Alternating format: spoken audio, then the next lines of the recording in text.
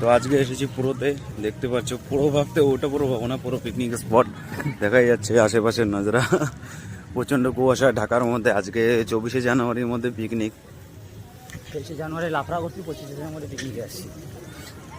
সাথে কে দেখতেই পাচ্ছেন, একটু হাই হ্যালো বলে যায় বাড়া বাড়া না বাড়া, ফাঁক বাড়া।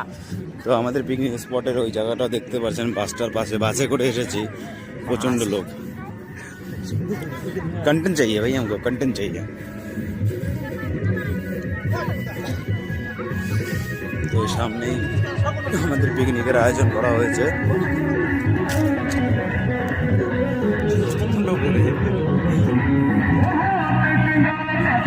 সামনেরটা যেটা বলেছিলাম ওটা বলছিল